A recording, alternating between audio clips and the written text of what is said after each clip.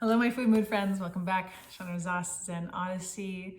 I've decided to get a little bit more cozy with these videos and take you into some places where I'm a little more comfortable and being a little bit more authentic and natural. I figured, why not?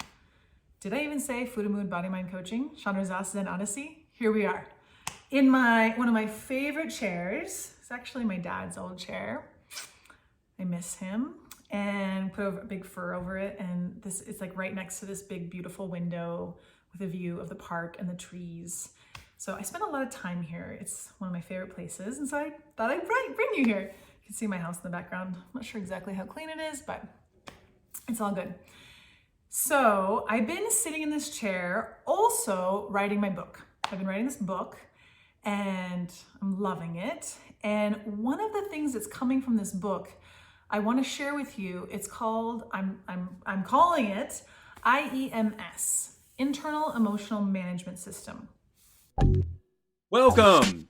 Here is your hostess and coach, Chandra Zas, helping people make food and mood changes doable without missing out. Go ahead, high five that like button, subscribe and share while you're there.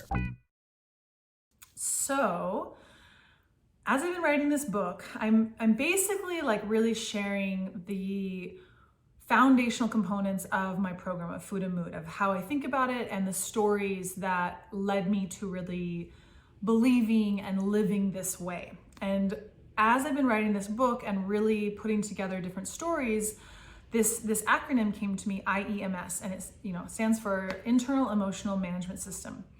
And if you watched my video 2 videos ago, I talked about my 14-day food reset, and I talked about how it's hard for a lot of people to do it because they don't have the emotional component, which is what I spend my first couple months with my clients, is like really learning what I am now decided to call IEMS.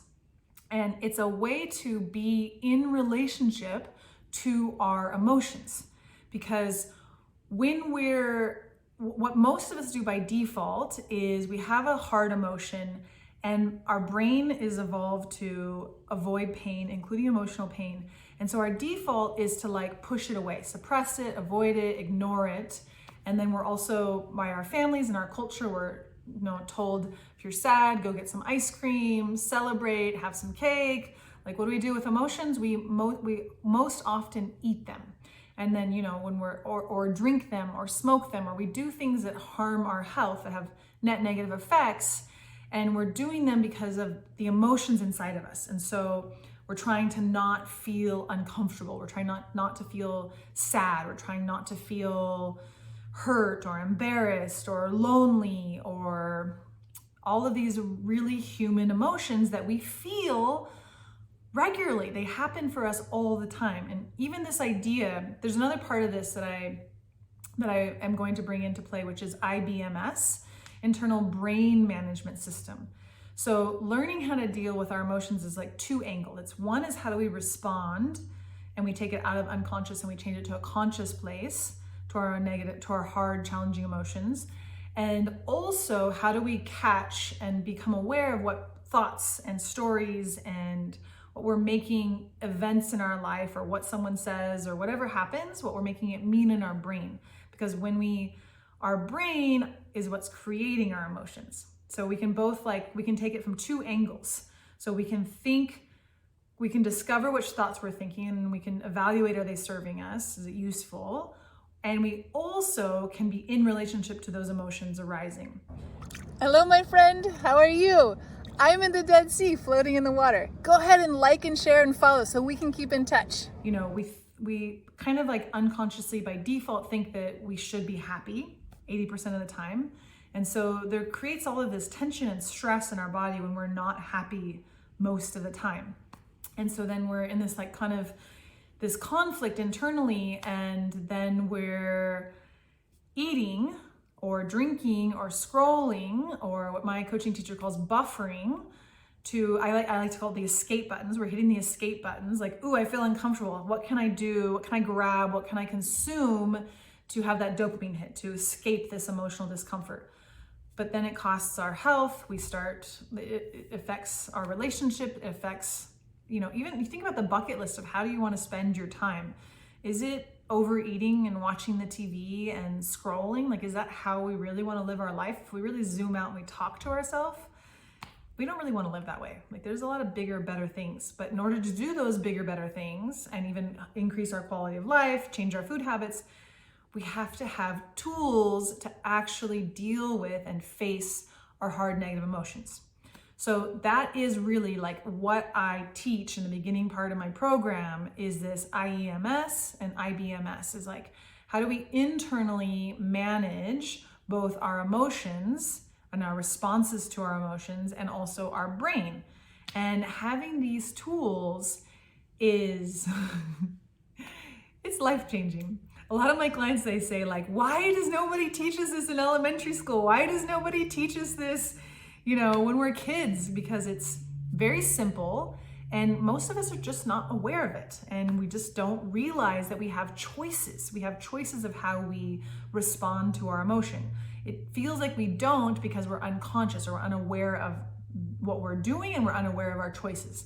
So once we become aware of our choices and we become aware of like, hey, I have an option here. I can either go like stuff my face in the ice cream, or I can go for a walk and breathe and allow this emotion to move through me. The process is simple. I teach it in my program, but it's like, it is the internal management system that it's a game changer. It's really, really useful for living life. And also where I really specifically focus is in making food changes and stress changes, because that's the other piece that comes up, is that when we're resisting our emotions, it creates stress in our body, physiological stress. And so one way to really reduce our stress is by getting into this like flowing and leaning in and feeling relationship with our emotions. And then we're kind of like cleared out, we have more space. So it actually like affects our physiological stress levels. One of my clients, she was listening, she had an Apple Watch, and she said over the course of the stress piece that her heart rate actually like lowered to a much healthier place. It's really, really cool. Yeah.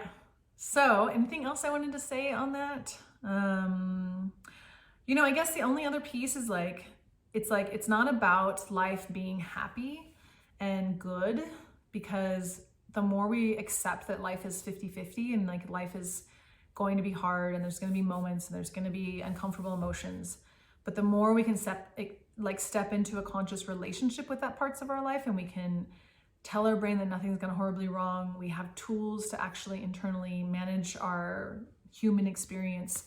Then it actually does feel like life gets a little bit easier, because we're not under that stress and tension, and we're not buffering and we're not pushing the escape buttons and making our life harder, which is really what we're doing when we're pushing the escape buttons. We're just postponing pain and piling up issues in our tissues. So there's a way out, and I'm talking about it in my new book, which is so cool. And yeah, let me know if you have any questions. Thank you for your time and attention. Thank you. I really do appreciate you being here. And also, some people started giving me donations on my podcast. Thank you to those of you who are doing that. That's awesome. I really, really appreciate it. And yeah, have a beautiful day.